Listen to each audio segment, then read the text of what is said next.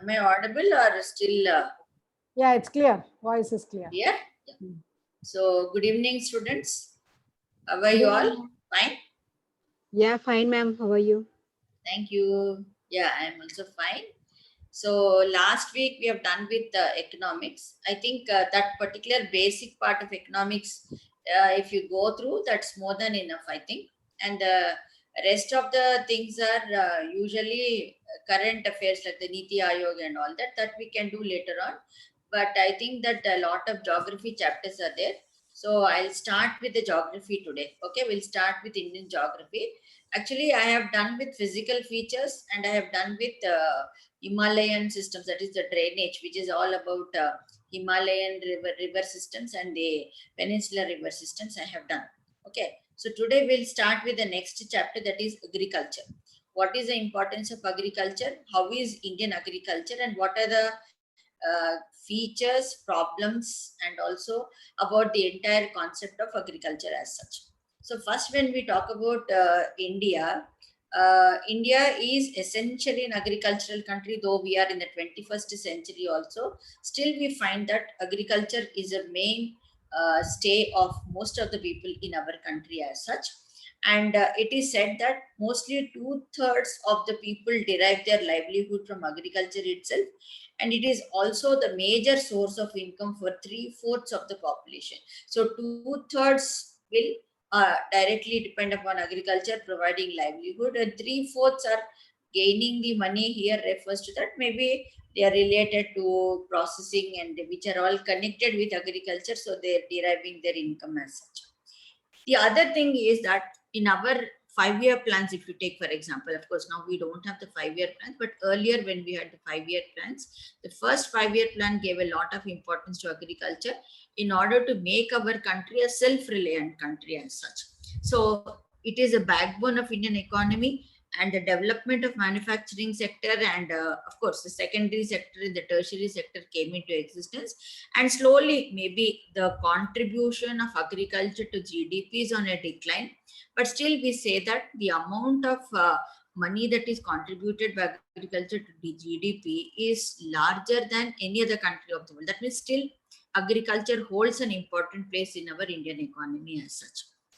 Then it still holds a very important, that means the performance of agriculture is still a very important part for our country. That means for the real income and the living standards of the people. As I said that majority of the people are depending upon agriculture. This is the main reason why we say that agriculture is important. One more important thing is that it occupies a very important position in the world as far as of agricultural products are concerned. Now, agricultural products means because India is blessed with different soils, different climatic conditions, and also a large area under irrigation and also cultivation, we are in a position to grow almost every possible crop. That means food crops, oil seeds, pulses, fruits, vegetables, and also many other millets also are grown in our country. You take, for example, any crop you name that is grown in our country. That is a unique position that India occupies as far as agriculture is concerned in compared to other countries of the world as such. It is also, like I told you, that it grows cereals, millets, pulses, beverages, food crops. Many other crops are grown in our country, and also industrial raw materials also are grown in our country. That is the reason why we say that India occupies a unique position. Now, coming to the importance, as I said that two-thirds of the people derive their livelihood from agriculture. Three-fourths of the population get their, it is a major source of the people who are all living in villages, because in villages hardly, apart from agriculture, we don't have any agricultural aspects, or I mean employment prospects over there. So usually agriculture is a main source for them. Secondly, it contributes about 30%. Now we have to check how much. Maybe it is around 35-30%, which is contributing to the GDP of the country, which is a major chunk, that means coming from agriculture itself. It provides food as well as raw materials to various agricultural or agro-based industries like sugar, textiles, or you talk about jute, tobacco. All these are the important industries which directly depend upon agriculture for their raw material. Next is that we also have various agricultural products also, which are all important for export trade. We export a lot of our agricultural products, for example, tea, coffee, cereals, then spices. Spices, of course, we all know that ours is called as a land of spices. We used to export. Now also we continue, we dominate the world trade as far as our spices are concerned. Plus, we also have something called as all these will result in foreign exchange. And naturally, when you are exporting these, you are also able to get the foreign exchange, because foreign exchange is one concept which is very important in order to know that means India is financially strong, means we should be able to get the foreign exchange also. Next one is that the most important thing is that it is not only an occupation of the people, it is also a way of life, culture, and custom. You all know that we celebrate the festivals according to the seasons. At the end of every season, at the end of Kharif season, we celebrate which festival? At the end of Kharif season, what is the festival we celebrate? Pongal. Yes, ma'am? Sankranti, ma'am. Like No? Before Kharif that, season. Sorry. we celebrate Dashra, no ma? Kharif is Dashra. Pongal is Rabi. Rabi Yeah, comes in the Rabi, next ma'am. stage, no? So first Yeah. festival we celebrate is Kharif season, no? Kharif season ends in the month of September, because we start with the month of June, we end in the month of October. So we will be celebrating Dashara. Then Pongal is celebrated at the end of Rabi season. Okay, these are the main season. So all our culture, customs, traditions, our life, everything is occupied with the agriculture itself. So most of the Indian customs and festivals, you call it as Tej festival, Beach festival in North India, in South India. We have so many festivals which are all related to agriculture itself. So this is what you call it as importance of agriculture. Okay. Coming to the other aspect is that what are the characteristic features? The most important feature of agriculture is that most of the Indian agriculture is rain fed. Now you should understand this word called as, what do you mean by rain fed? Can anyone tell me?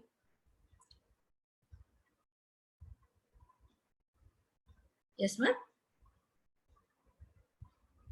Rain fed.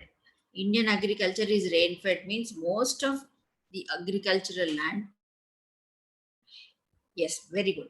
So our source is rain. Most of that means almost we say that 2/3 of the total cultivated area, good Padma, 2/3 of the total cultivated area in our country depends upon monsoon. If monsoon is delayed, agriculture season also starts very slowly. You must have heard now, this is the Kharif season. We talk about the onset of the monsoon, where we start with the Kharif season after the summer season. So in the rain-fed areas, the agriculture is less productive and less precarious. That means if the rains are good, monsoon is good. That means you get a bumper crop, everything is good.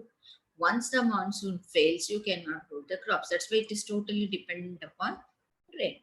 Whereas 1/3 of the population of the cultivated area is dependent upon irrigation. Irrigation is that where they try to utilize the water that is there in the projects. That means if the government is ready with the irrigation projects constructed and releasing the water to the people, then automatically you will get that water. But only thing is that you should be able to do that. That is the reason why I'll give you one example. Why Telangana today is called as the rice bowl of India. Once upon a time, Andhra was called as, entire Andhra Pradesh was called as the Annapurna. It was also called as the rice bowl of India. But today, Telangana has done that virtue by which we are producing more. And I'll tell you one more example. This year, the Telangana government is asking the farmers not to grow rice because it is overflowing. And the FCI also says that it will not buy the rice because it is also having enough of stock. So the government also has, the central government also, the FCI, the Food Corporation of India also has. So now the government of Telangana is asking them to stop producing rice because there is so much. Last year it was bumper crop. That means double the crop. Why? Because, yes,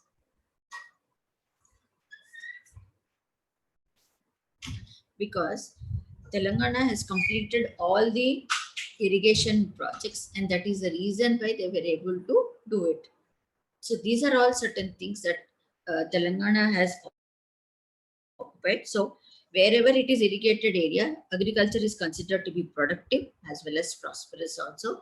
Whereas in the rain-fed areas, we find that agriculture is less productive because it is totally dependent upon agriculture. Am I clear with that? Yeah? Yes or no? Yes? Okay, fine. So next one is that in if you take the entire population of our country as such, because there are large people dependent upon agriculture, the size of land holding is very small in our country. It is approximately 1.7 hectares only. That is called as the average size of land holding in India is 1.7 hectares. Now, if it is only 1 hectare, that means why is it happening is that small and marginal or small areas of land are very predominant in our country, as a result of which the productivity will become less. Can anyone tell me why the productivity becomes less when the average size of land holding is very small? When it is only 1.7 hectares, what will happen? What is the problem we face?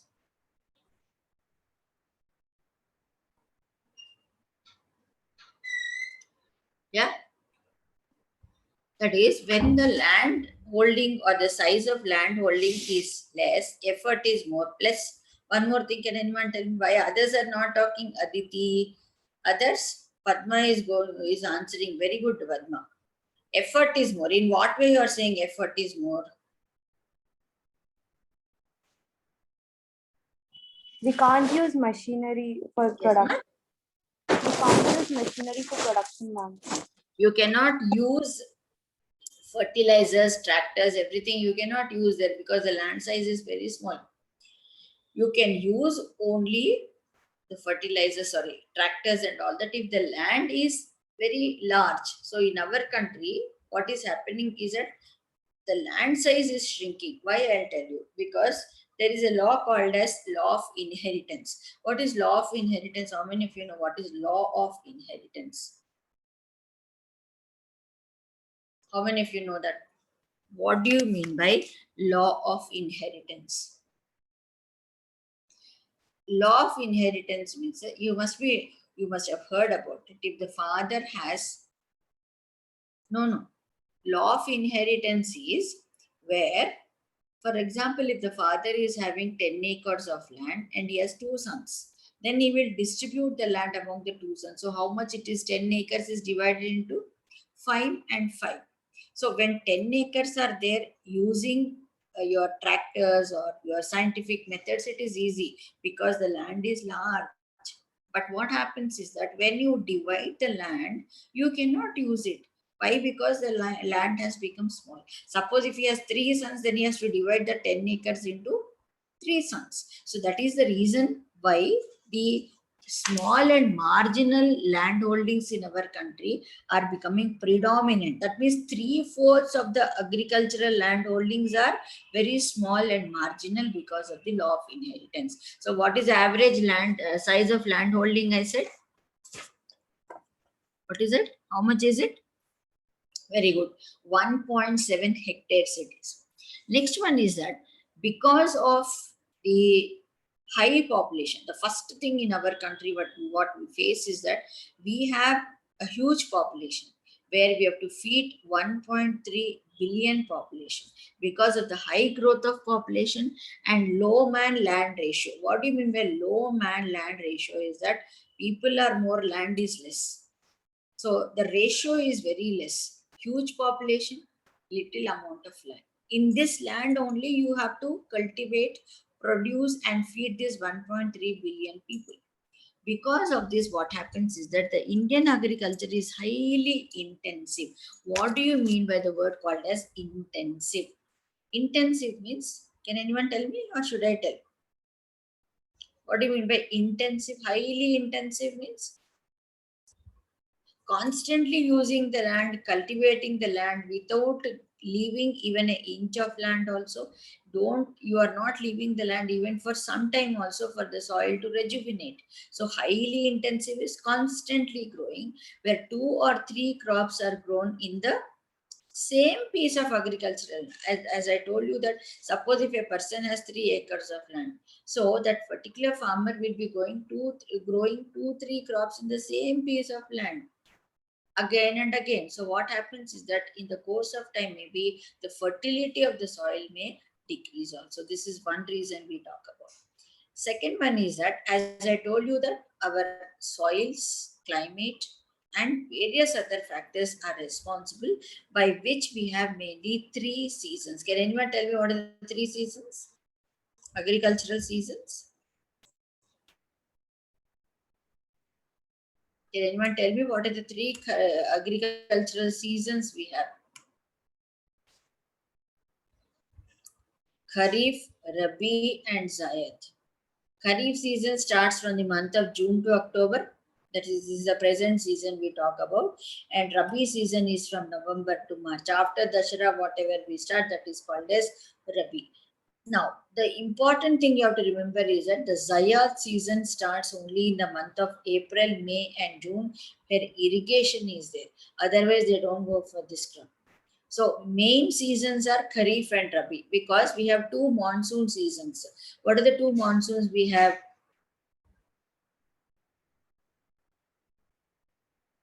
Two monsoons,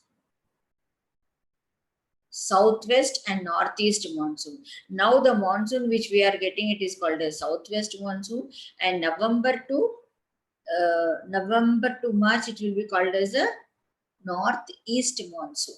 So Kharif season is grown during the time of June to October, and Rabi season will be in the northeast monsoon.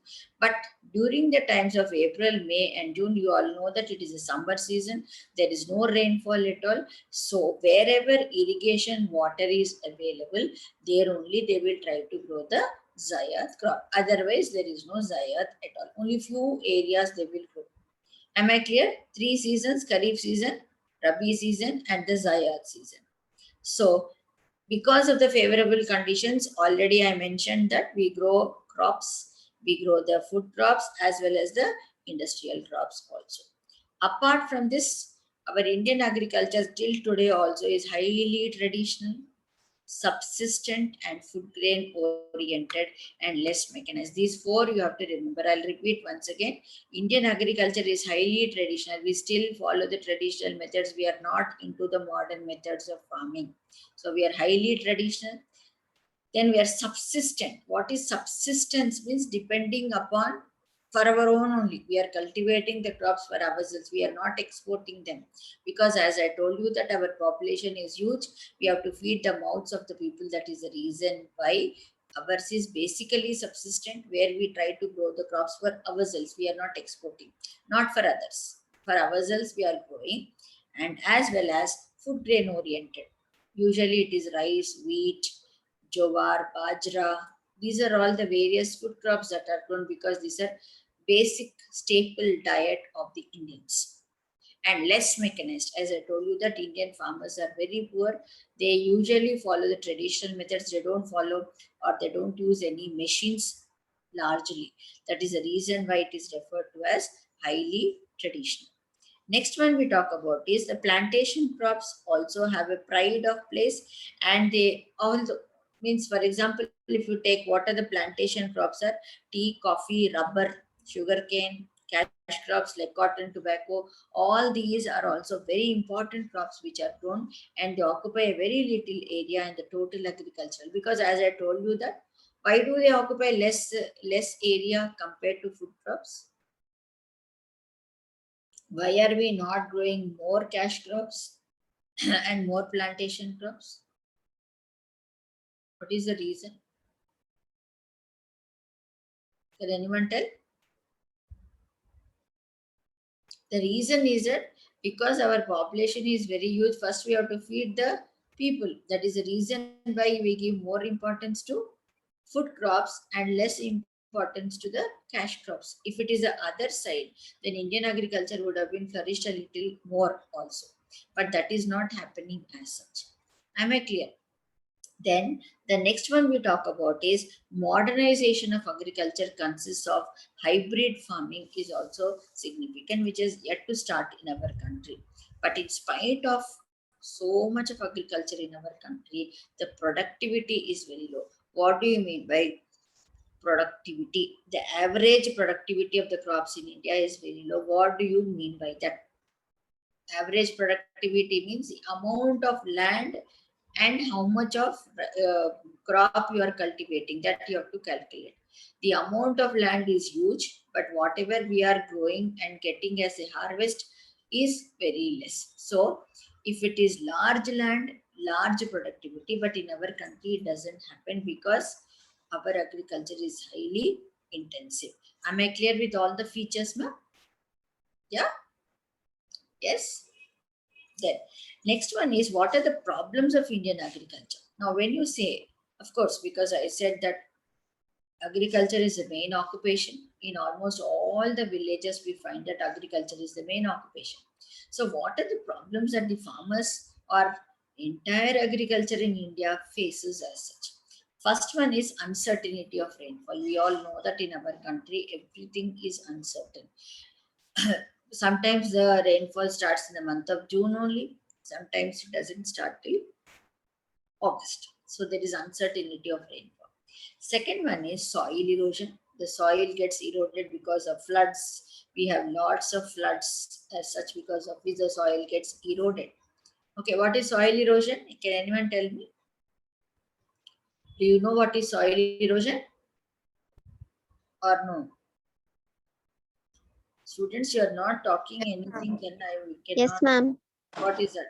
You don't know. Soil erosion means where whenever there is rainfall, the topmost layer of the soil, which is considered to be the fertile soil, is taken away or washed away by rains or floods or whatever it is. So when the topmost layer, which is considered to be very fertile, is washed away, the fertility of the soil will come down. When it comes down, the productivity, that means the farmers, when they grow, the productivity will be very less. That is what you call it as soil erosion. Padma, is it okay? And whatever I explained, you got it? Okay, good. Next one is fragmentation. Just now I told you that fragmentation of land holdings is because of your, what do you call it as, what is the law I said? Because of law of inheritance, the agricultural land is getting divided. That is what you call as fragmentation, division of lands into small parts as such. That is one reason. Jumming or shifting cultivation. What do you mean by jumming and shifting cultivation? Have you had the jumming and shifting cultivation is that it is usually prevalent in the tribal areas. What is jumming cultivation, or you call it as shifting cultivation, is that these tribal people, they will be living in the forest area. So what they do is that they go to the forest, clear one particular part. That means they cut down all the trees. After cutting down, they burn that particular trees in that area only, and they try to mix the entire ash with the soil. Okay, because they feel that, and they try to make that land favorable for agriculture. So when they do that, they will grow the crops for 1 year, 2 years. Once that particular soil loses the fertility, they will abandon that land, go to the next part of the forest, repeat the same process. So this is what you call it a shifting cultivation. They move from one area to another area, because of which what is happening, deforestation is occurring. They are destroying the forest. Secondly, they are also exhausting the soil fertility. This is also one of the reasons which is mostly prevalent in the northeastern India, especially in all the northeastern states and all the tribal areas. They have this shifting cultivation, which is a wrong practice that is there in our country. Not only in our country, in many countries this is there, but this has to be reduced. Second one is illiterate farming community. We all know that our farmers are not educated. If you compare our farmers with American farmers, the Russian farmer and the American farmer is totally, what do you call it, as they are highly educated people. They will have satellites. With the help of the satellite, they will know whether there will be rain or not, whether they can cultivate this crop or not. They get all scientific reports, they do the research properly, and then only they will try to cultivate. But our Indian farmers are not so educated. So whatever their great grandfathers or grandfathers did the same thing, they continue. That is the reason why today we have the ICRISAT. You must have heard about ICRISAT. It is the International Crops Research Institute, and seeds. It is there in Hyderabad, where it will be developing new methods of cultivation. It will also provide them with the seeds and all that, and they will tell them which crop has to be grown and all that. And that is the reason why today in TVs and radios you have something called as a farmers program. You must have heard about that farmers program, no? At least maybe you did not hear. At least you must be knowing that it is telecast in TV and radios. Yes, students, you have idea? Yeah, you have an idea? Palu Chelu we used to have in Doordarshan once upon a time. Yes? Yes or no? What, students, you're not answering? Yeah. So what is the importance of all this is that, what this is this that now? 1 second. బుజ్జి చెప్పు. నేను తర్వాత మాట్లాడతారా కొంచెంసేపు అయితే చెప్తాను. So you must have heard about that farmers programs which are telecast. What is the reason for the telecast is that so that the farmers can be explained as to what is the method they can adopt by which they will be able to achieve higher productivity of the crops. So this is one reason why the Indian farmers are not able to have the benefits. So the government, both the governments, that means the governments at the central level and also at the state level, they try to inform the farmers as to how much of areas to be cultivated and what are the crops to be grown and what are the methods they can use by which they can try to see that there is sustainability also. The most important thing we require is sustainability. That means overusing of the land, of the water also is not correct. So nowadays the government also comes up with various methods to help the farmers in order to achieve good productivity from their lands as such. This is one concept. Second one is improper manuring and low application of fertilizers. That means in our country we don't use much fertilizers. As I told you that our Indian farmers are very poor. They still try to follow the traditional methods because one thing is that they are financially not capable of buying the fertilizers and going for it. And we all know that how the farmers in our country take the loans from the banks. When the crop fails or something like that, they are unable to pay the loans back, and they also commit suicides. This is a very common thing that is happening. Is it correct or not, students? You must have heard about it. Yes. Farmer suicides are also increasing because the thing is they take the loans from the bank, but suddenly the monsoon doesn't come on time. At the same time, they will also not be able to pay back the loans because the crop fails. These are all certain things by which the entire thing is failing. That means improper manuring is also there. That means the farmers are not having proper knowledge as to how to use those manure or application of the fertilizers also. Next one is that inadequate irrigation facilities. As I told you that when you talk about irrigation facilities, then when you want to take the water, then you have to pay some cess or some taxes to the government. Sometimes they may get, it all depends upon the government. As I told you in the introduction part itself, if the government is able to complete all the irrigation projects on time and able to help the farmers by releasing the water at the correct time, then they have this. But I think this particular problem, I think, has been achieved to a certain extent, where the farmers are providing the water. Now they don't have much problem, which can say that this problem to a certain extent has been addressed because we are having adequate irrigation facilities. I gave you the example of Telangana, where we have excellent irrigation projects, and today the farmers don't face any problem in Telangana. And very early it has become the rice bowl of India also. Next one we talk about is lack of capital and insufficient credit facilities. As I told you that as our farmers are very poor, if they go to the bank to take the loans or something, the bank will ask for a surety which they cannot supply as such. This is also one thing, they are unable to get the loans at lower rates of interest. Like for example, that is the reason why the Telangana government has come up with a project with a scheme called as the Raitu Bandhu project. What is that Raitu Bandhu scheme? Is it where they deposit the money for the farmers who are all do not have proper income as such, who cannot take the loan for them.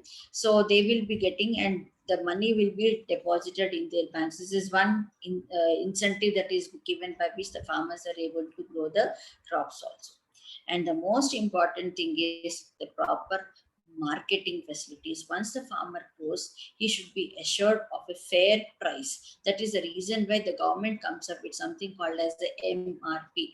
That is the maximum retail price. That is, MRP will be given. They will fix the amount first only, so that the farmers will be motivated to cultivate or grow that particular crop as such. So these are all the problems of Indian agriculture. So far I gave you the important significance, features and the problems of Indian agriculture. I hope I am clear till here, ma? Yeah. Then next we will talk about what are the types of agriculture that are prevailing. When you talk about the important types of farming, when you say, the first one we call it as a primitive subsistence farming. Now, what do you mean by primitive subsistence farming? Primitive subsistence farming is that which is practiced on very small piece of land. That means maybe 2 acres, 3 acres of land. They cultivate on that with the help of primitive tools. Like I told you that they follow the oldest methods, traditional methods which existed in ancient times in our country. Okay, it depends upon monsoon. Naturally, when they are using the old methods of farming, definitely they will depend upon monsoons, they will depend upon the fertility of the soil and also the suitability of the environmental conditions. This plays a very important role. Climate plays a very important role, because everywhere you cannot grow all the crops. It all depends upon the climatic conditions also. So primitive subsistence farming, remember this word, children, primitive subsistence farming. What is that? It is a primitive method of farming. It is grown or cultivated on a small piece of land using very primitive tools, not even the present ones also, like you call it as the hoe, dowel, digging sticks and all these.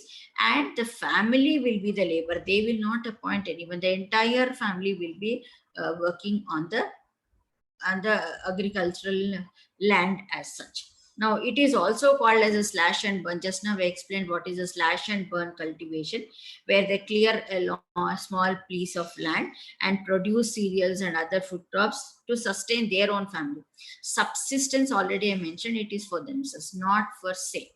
Subsistence means the family is growing the crops only to feed themselves, not for anyone else. So when the soil fertility decreases, what will happen? What will they do? In shifting cultivation, just now I told you, once the soil loses the fertility, They abandon the place and they move. they will abandon that particular land, go to the next piece of land, and same process they will be repeating as such. So this particular Mama, farming, we'll join once again. yeah, Yeah. okay, fine.